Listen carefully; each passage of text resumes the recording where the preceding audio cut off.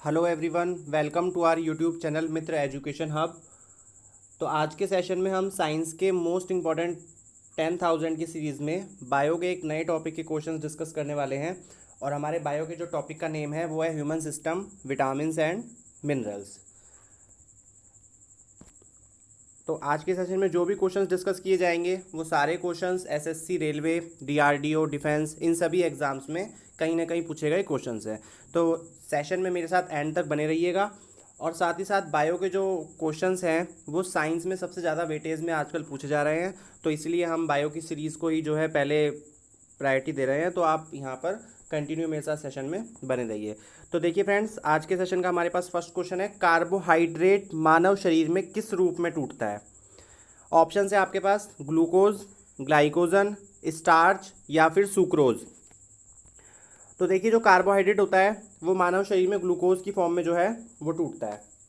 Clear. और glucose जो है एक मोनोसैकेराइड है। नेक्स्ट क्वेश्चन है हमारी सीरीज का, मानव गुर्दे में बनने वाली पथरी में अधिकतम पाया जाने वाला पदार्थ कौन सा है।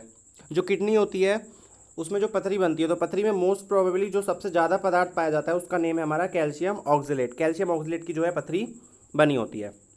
इंपॉर्टेंट क्वेश्चन है पेपर के लिए बहुत ज़्यादा। चलिए नेक्स्ट क्वेश्चन है हमारा, मनुष्य को रोटी चबाने पर मीठा क्यों लगता है। ऑप्शन स्क्रीन पर दिए हुए हैं। कार्बोहाइड्रेट शक्कर में परिवर्तित होता है इस वजह से। सेकंड ऑप्शन है वसा शक्कर में बदल जाता है। थर्ड ऑप्शन है प्रोटीन शक्कर में बदल जाता है। या फिर फोर्थ ऑप्शन है नन ऑफ दीज। तो देखिए, मनुष्य को रोटी चबाने पर मीठा फील होता है। मीठा क्यों लगता है, इसका जो मेन रीज़न है वो है कि कार्बोहाइड्रेट जो है वो शक्कर में बदल जाती है। एक बार इसका एक्सप्लेनेशन देख लेते हैं। देखिए, जब हम रोटी को चबाते हैं तो हमारी जो लार ग्रंथि होती है वहाँ से लार का स्त्राव होना स्टार्ट होता है, और स्त्रावित लार में जो है कार्बोहाइड्रेट और ये पाचक एंजाइम टाइलिन मौजूद होता है। ये पेपर के लिए मोस्ट इंपॉर्टेंट क्वेश्चन है कि पाचक एंजाइम जो है टाइलिन मौजूद होता है लार के अंदर, और ये क्या करता है, जो रोटी में उपस्थित कार्बोहाइड्रेट को माल्टोज में बदल देता है। और माल्टोज शर्करा क्या होती है, मीठी होती है, और इसी वजह से हमें रोटी का स्वाद जो है मीठा लगने लगता है। चलिए नेक्स्ट क्वेश्चन की ओर बढ़ते हैं। नेक्स्ट क्वेश्चन है हमारी सीरीज का, सुक्रोज में क्या होता है। मोस्ट इंपॉर्टेंट क्वेश्चन है, काफ़ी बार पूछा गया क्वेश्चन है। सुक्रोज में होता है, किस किस से मिलकर बना होता है। ऑप्शंस आपके पास दिए हुए हैं, ग्लूकोज और गैलेक्टोज। बी ऑप्शन है ग्लूकोज और fructose. C option is glucose and galactose, और D option is glucose, fructose और गैलेक्टोज। तो जो इसका राइट ऑप्शन होगा, फ्रेंड्स एक बार वीडियो को पॉज करके इसका आंसर देने की कोशिश कीजिए, और यदि आप इसका आंसर सही दे पाते हैं, क्वेश्चंस के आंसर आप देने की कोशिश कीजिए। क्वेश्चंस के आंसर यदि आप सही दे पाएंगे तो आपका कॉन्फिडेंस इंक्रीज होगा और आपको पता लगेगा कि आपकी तैयारी जो है किस लेवल की है। तो देखिए, जो इसका राइट आंसर होगा, सुक्रोज में जो है ग्लूकोज और फ्रुक्टोज पाए जाते हैं। जी और एफ से याद रख लीजिए इसको, ग्लूकोज और फ्रुक्टोज पाए जाते हैं। किसके अंदर, सुक्रोज जो है ग्लूकोज और फ्रुक्टोज से मिलकर बना होता है। तो नेक्स्ट क्वेश्चन की ओर चलते हैं। नेक्स्ट क्वेश्चन है हमारा, मनुष्य में शरीर में सबसे छोटी ग्रंथि कौन सी होती है। तो स्मॉलेस्ट यदि ग्लैंड के बारे में पूछा जाएगा तो ऑप्शंस में पिट्यूटरी मौजूद है, तो pituitary is the right answer. Pituitary जो है सबसे छोटी ग्रंथि होती है। सबसे बड़ी ग्रंथि पूछा जाएगा तो राइट आंसर हो जाएगा liver. Liver is the largest gland, LG largest gland. Okay, so liver is the largest gland, सबसे बड़ी ग्रंथि है। सबसे बड़ा ऑर्गन पूछा जाएगा, लार्जेस्ट ऑर्गन, तो उसके लिए भी हम लीवर को ही टिक करेंगे। और यदि ऑप्शंस में स्किन मौजूद है तो स्किन को टिक किया जाएगा। तो चलिए नेक्स्ट क्वेश्चन की ओर चलते हैं। शरीर के थर्मोस्टेट का काम करने वाली ग्रंथि कौन सी है। थर्मोस्टेट मीन्स ताप को स्थिर रखने वाली। तो ताप को स्थिर रखने के लिए इसमें से कौन सी ग्रंथि का जो है यूज़ किया जाता है। ऑप्शंस आपके पास दिए हुए हैं, adrenal, B option is pituitary, C is thyroid and D is hypothalamus.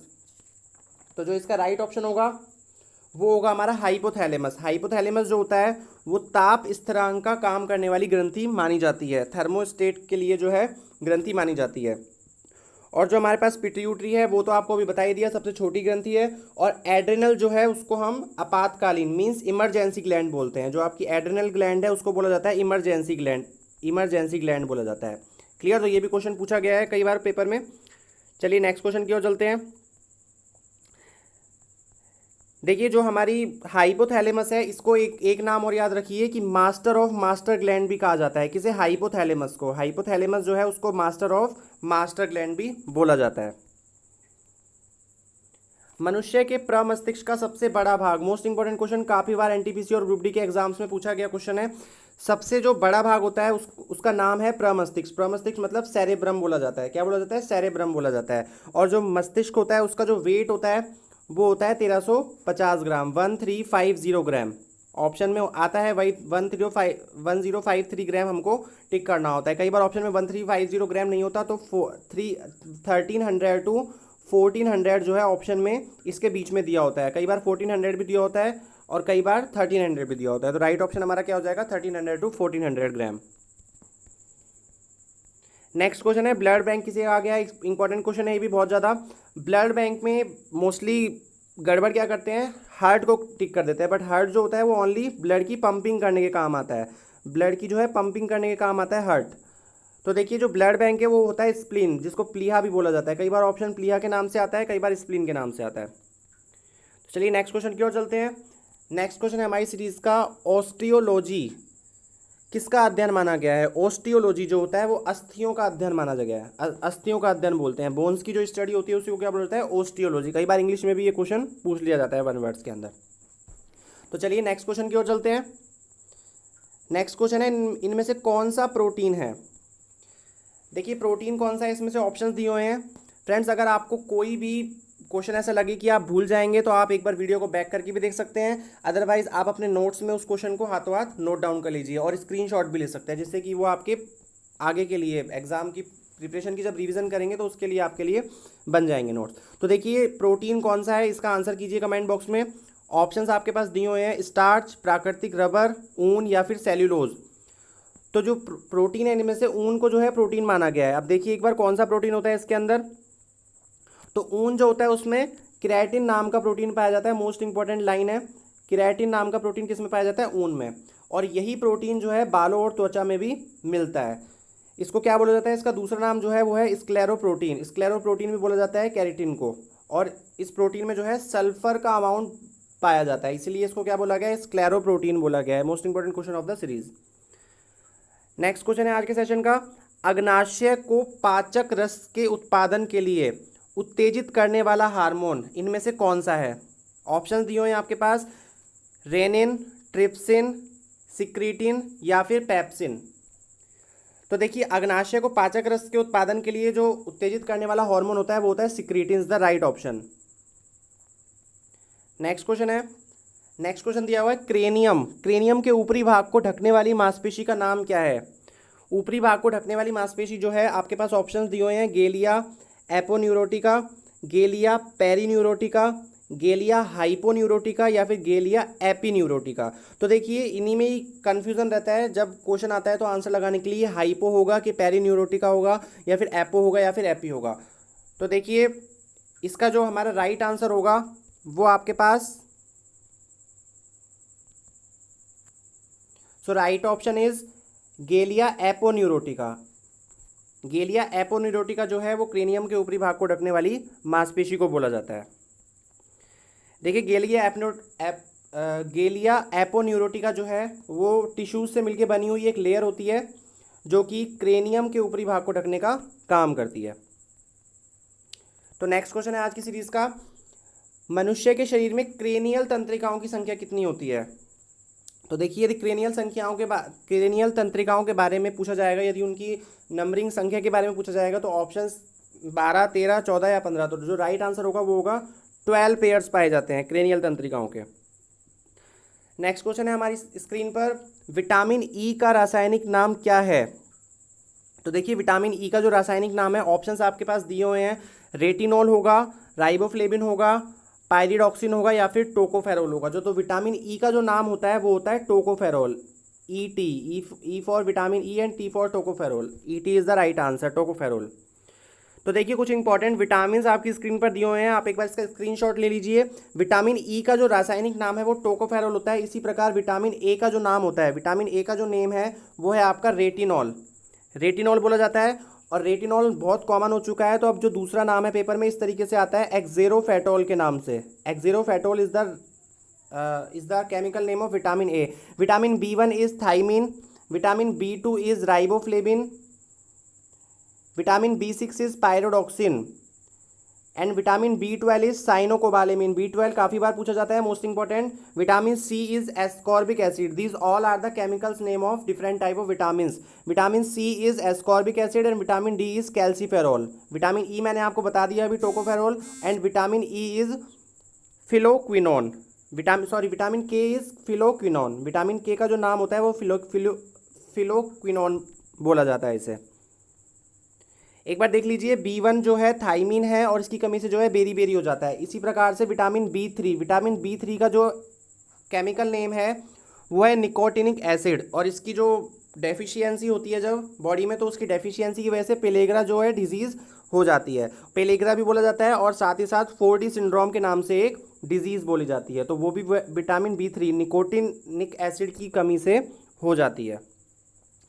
तो देखिए नेक्स्ट क्वेश्चन है हमारी स्क्रीन पर, मानव शरीर के किस अंग में हड्डियों की संख्या सबसे ज़्यादा है? तो देखिए सबसे ज़्यादा जो हड्डियाँ पाई जाती हैं वो आपकी अंगुलियों में पाई जाती हैं। सबसे ज़्यादा हड्डियाँ अंगुलियों में पाई जाती हैं। कितनी हड्डियाँ होती हैं एक बार देख लीजिए, काउंटिंग 56 बोन्स जो है फिंगर्स में पाई जाती हैं। एंड हमारा जो ब्रेन होता है उसमें 8 बोन्स पाई जाती है। Number of bones are 8। जो हमारी चेस्ट होती है, छाती में, हमारी 24 बोन्स पाई जाती हैं, और जो कशेरुका है उनमें 33 बोन्स पाई जाती हैं। तो मैक्सिमम नंबर ऑफ बोन्स जो है फिंगर्स में पाई जाती हैं। नेक्स्ट क्वेश्चन है, देखिए कौन सा विटामिन जल में विलेय है? तो देखिए एक बार इसको समझ लीजिए, विटामिन बी एंड सी जो है वो वाटर सॉल्युबल होते हैं, जल में घुलनशील होते हैं। अब देखिए ऑप्शन से लगाइए, जल में विलेय कौन सा होगा? विटामिन ए नहीं होगा, विटामिन ई नहीं होगा, विटामिन डी नहीं होगा, तो बचा क्या? Vitamin C. So vitamin C is the right option. Vitamin C जो है आपका जल में विलेय होता है। सेम इसी तरीके से देखिए, एक बार देख लीजिए, A B C D E and K. तो देखिए बी एंड सी जो है वो वाटर सॉल्युबल है, और ए डी ई और के जो है फैट सॉल्युबल है, मीन्स वसा में घुलते हैं। एक बार कीड़ा के नाम से भी याद कर सकते हैं आप, KEDA। Clear? So these all are fat soluble, means वसा में घुलनशील है, और बी और सी जो है वो आपके वाटर सॉल्युबल है। प्रोटीन क्या है? मोस्ट इंपॉर्टेंट क्वेश्चन है आजकल। इसी तरीके के बेसिक क्वेश्चन जो है पेपर में बार बार पूछे जा रहे हैं। तो प्रोटीन एक पॉलीपेप्टाइड माना गया है। एक पॉलीपेप्टाइड होता है, किससे मिलकर बना होता है? एमिनो एसिड्स की चेन से मिलकर बना होता है, एक पॉलीपेप्टाइड है।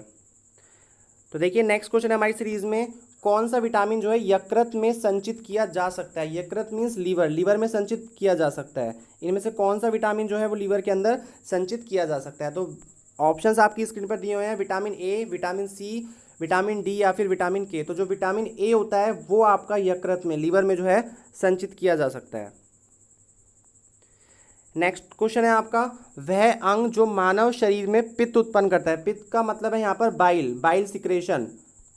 तो कौन जो है बाइल को उत्पन्न करेगा? ऑप्शंस दिए हुए हैं आपके पास, पित्ताशय, यकृत मीन्स लीवर, गुर्दे, किडनी या फिर ग्रास नली। तो जिसका राइट ऑप्शन होगा वो होगा यकृत जो होता है वो आपका बाइल जूस को सीक्रेट करता है, और जो गॉल ब्लैडर होता है उसके अंदर बाइल जूस जो है आपका कलेक्ट रहता है।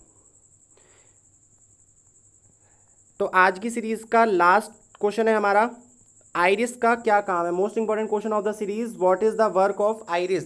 देखिए ऑप्शंस दिए हुए हैं आपके पास, आंख में जाने वाले प्रकाश की मात्रा को नियंत्रित करना, आंख में जाने वाले प्रकाश की मात्रा को लौटाना, सी ऑप्शन है आपके पास प्रतिबिंब लेंस को चित्र भेजना, या फिर डी ऑप्शन है इनमें से कोई नहीं।